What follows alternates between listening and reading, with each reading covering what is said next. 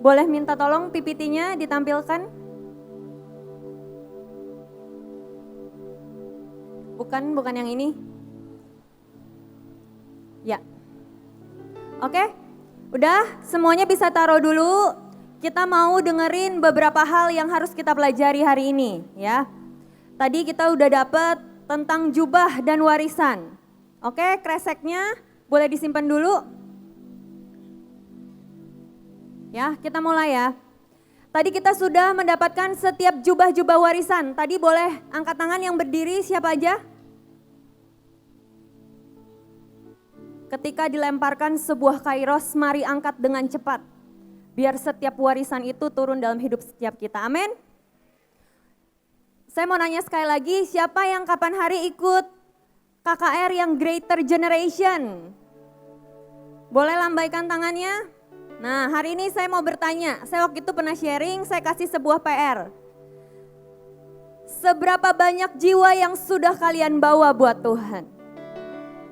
Waktu itu saya sempat sharing, saya sempat berkata bahwa saya ingat banget tadi Tuhan ingatkan bahwa setiap kita sudah dibekali dengan karunia, dengan nubuatan, dengan warisan, dengan jubah-jubah dari Tuhan. Dan ini saatnya untuk kita terbang semakin tinggi bersama dengan Tuhan, amin.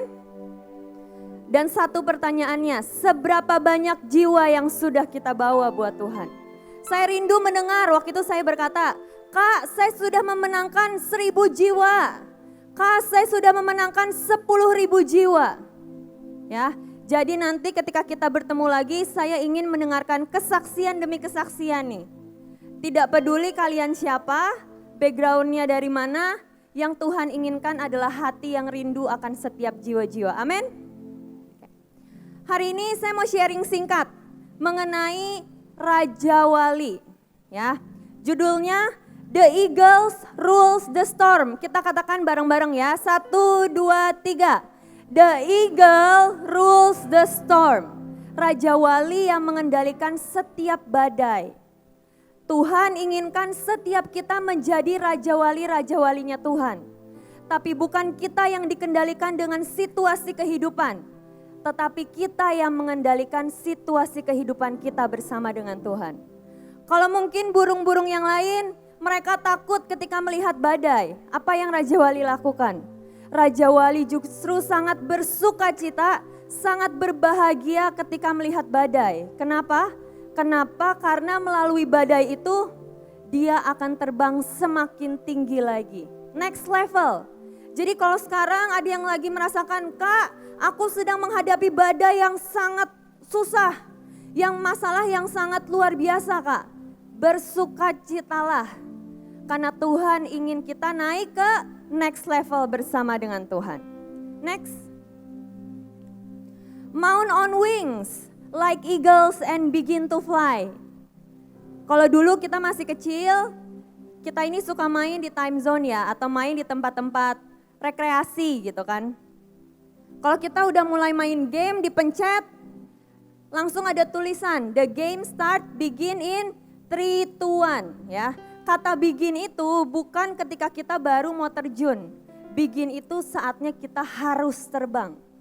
Tidak ada pilihan lain untuk kita berdiam diri. Masa semakin sempit istilahnya. Ini saatnya untuk kita terbang lebih tinggi bersama dengan Tuhan. Amin. Udah gak ada lagi kesempatan untuk kita mundur. Dulu ayah saya selalu bilang, Pak Daniel Kristianto selalu bilang, tidak ada saatnya dan tidak ada kata mundur. Yang ada adalah maju, never give up. Katakan lagi, never give up. Apa? Jangan pernah menyerah. Dia selalu berkata, ada Tuhan yang selalu bersama dengan kita. Jadi jangan pernah menyerah karena selalu ada jalan keluar. Ya, Mount on wings. Raja Wali itu adalah salah satu burung yang dia tidak mengepakkan sayapnya terlalu banyak seperti burung emprit misalnya. Pertanyaannya di sini adalah kalian mau jadi burung emprit atau burung Raja Wali? Kalau burung Raja Wali itu mereka akan membentangkan sayapnya dan itu yang akan membawa mereka naik. Tetapi kalau burung-burung yang lain mungkin mereka udah kehabisan nafas gitu. Ketika mereka mengepakkan sayapnya terus. Tetapi Raja Wali mereka akan membentangkan sayap ya. Jadi nanti kita akan mengangkat cookies ini, roti ini nanti disimpan dulu aja. Kita akan bilang sama Tuhan, biar Tuhan yang kembali bersihkan. Tuhan yang kembali bentangkan setiap sayap kehidupan kita.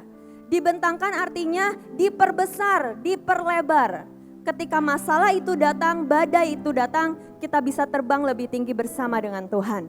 Next.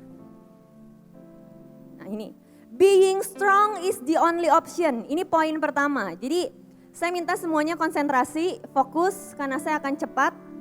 Kita akan belajar 3 karakter dari seekor Raja Wali. Yang pertama adalah being strong is the only option. Menjadi kuat hanya opsi yang kita punya. Hanya pilihan yang kita punya. Kenapa? Karena ketika seekor Raja Wali masih kecil, dia ini akan dilemparkan oleh induknya. Ya, mereka ini tinggal di atas bukit-bukit yang tinggi. Masih bayi dilemparkan ke bawah sama induknya. Mereka gak bisa terbang.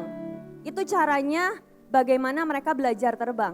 Kalau sekarang kita sering merasa Tuhan suruh kita masuk ke sebuah passion yang itu bukan bagian kita. Itu saatnya dimana Tuhan sedang mendidik kita. Amin. Ketika seekor Raja Wali diterbangkan, dijatuhkan ke bawah, sampai hampir mendarat karena dia gak bisa terbang, ayahnya akan mengangkat dia kembali ke atas. Tetapi ketika kembali dia ke atas, dia melihat sarangnya sudah dikoyakan oleh induknya. Yang tadinya dia merasa, oh saya pulang ke sarangnya akan menjadi lebih nyaman, lebih baik, lebih comfort gitu. Tetapi ketika dia pulang ke sarangnya, ternyata sarangnya sudah dikoyakan. Bahkan setiap daun-daun yang membuat dia nyaman berada di sarangnya dibuangin sama ibunya. Jadi ketika dia balik ke sarangnya, dia akan merasa sakit, luka.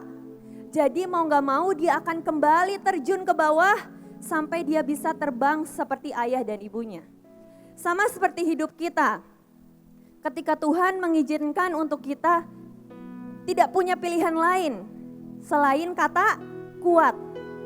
Saya mau kesaksian sedikit ya, supaya kita banyak belajar. Setelah ayah saya pulang, Pak Daniel Krestianto, itu adalah ini. Being strong is the only option buat saya.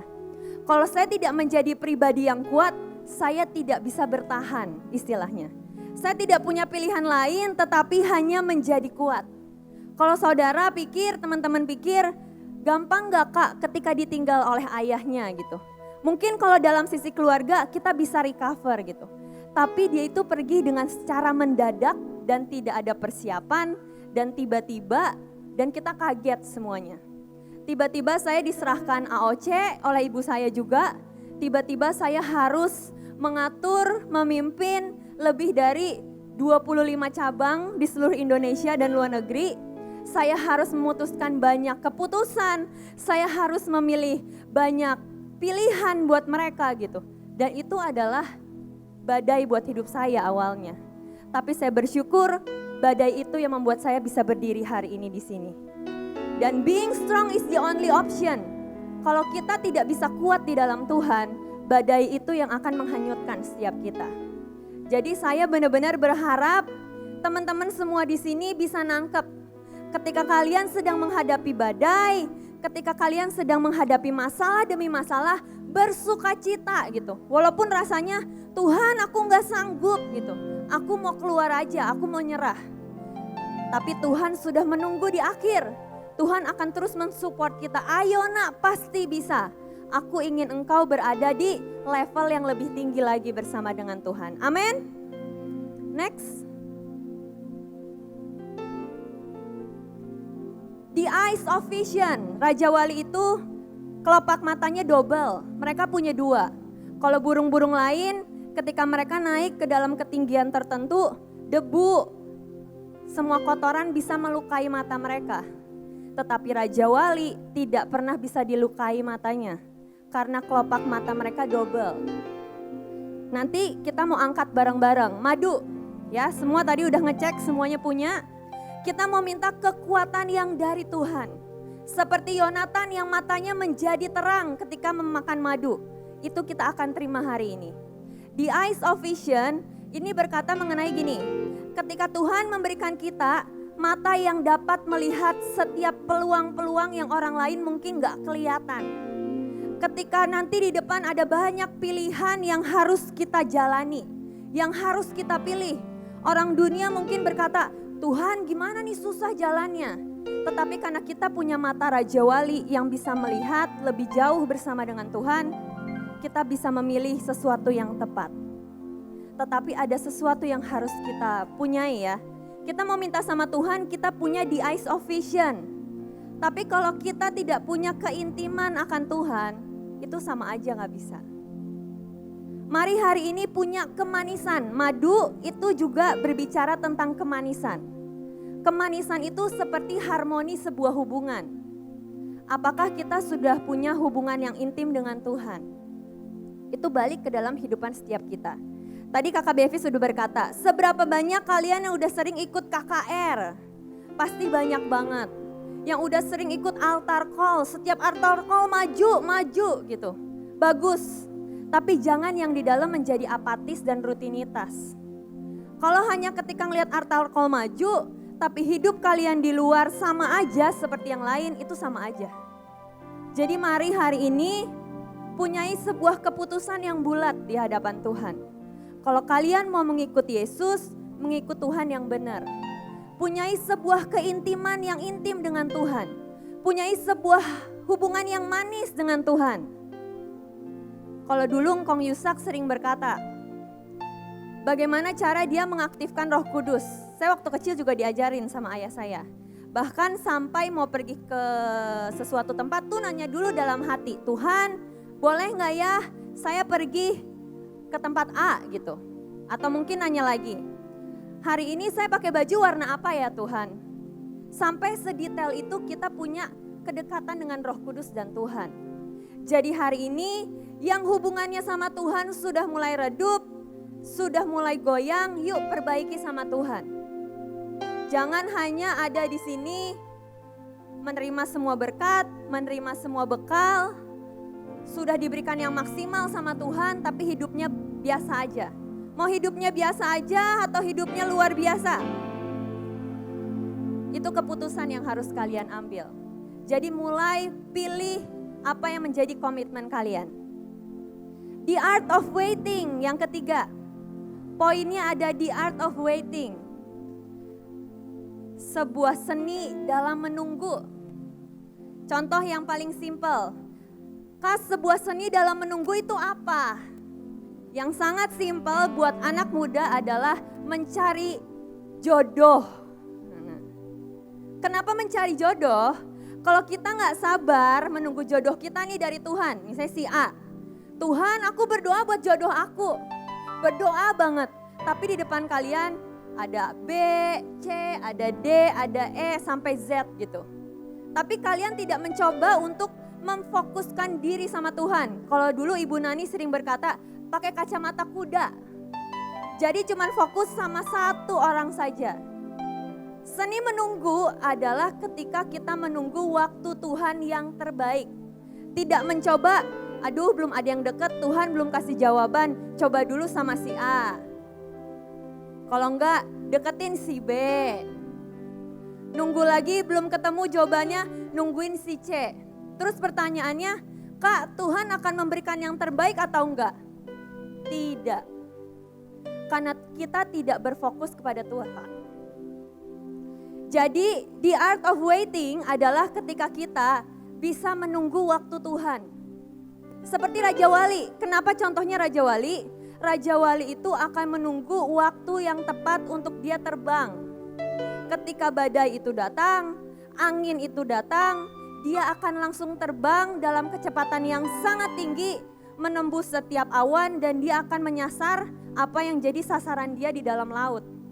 Kalau burung lain ngelihat badai takut, ngelihat setiap peluang diambil gitu, nggak tanya Tuhan main comot ambil. Tetapi burung Raja Wali dia tahu kapan dia harus terbang.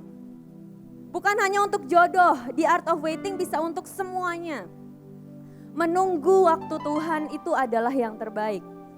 Tapi jangan pernah kecewa dalam kalian menunggu. Kalau kalian sudah memutuskan, Kak aku mau menunggu sampai Tuhan berkata sesuatu. Tunggulah sampai jawaban itu datang. Ayah saya itu dari dulu selalu mengajarkan tentang kata kesetiaan. Setia itu susah atau gampang sih? Susah banget. Bayangin saya ini dulu dari kecil sampai umur segini itu setiap pagi saya harus doa jam 4 pagi itu setiap hari gak boleh bolong sama sekali. Itu kalau saya ketiduran saya bisa digedorin pintunya, dimarahin gitu. Dan akhirnya hari-hari ini saya baru sadar Tuhan itu sangat memperhitungkan kesetiaan di dalam Tuhan. Sekecil apapun kesetiaan yang kalian jalanin itu harganya mahal loh. Saya banyak belajar juga dari Engkong Yusak gitu. Dia selalu bilang sama Tuhan komitmen untuk baca Alkitab sehari misalnya berapa puluh pasal. Dan dia selalu melakukan itu hari demi hari tidak pernah lelah. Coba koreksi kita hari ini masing-masing. Apakah kita udah setia sama Tuhan atau belum?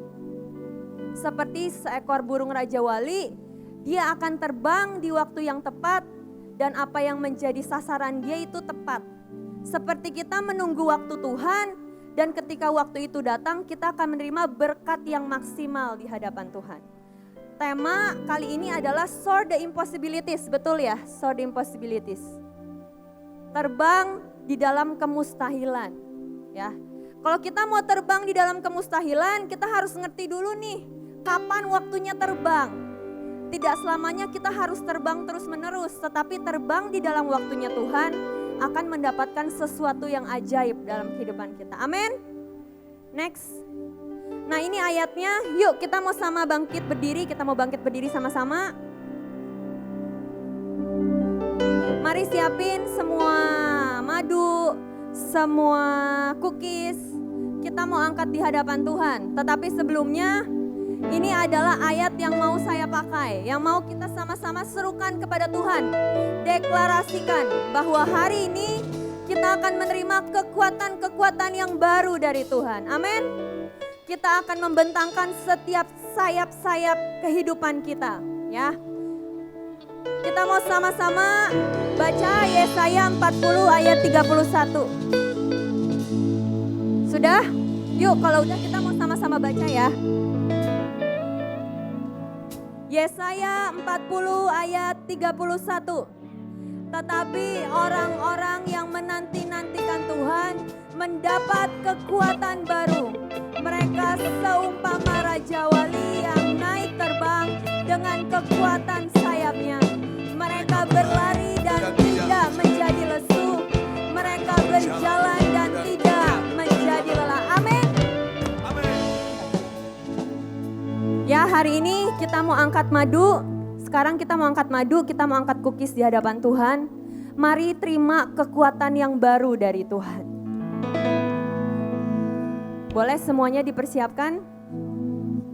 Sedikit cerita ya, kesaksian. Kalian boleh lihat madunya. Madunya sama enggak dengan madu biasa? Coba dilihat dulu.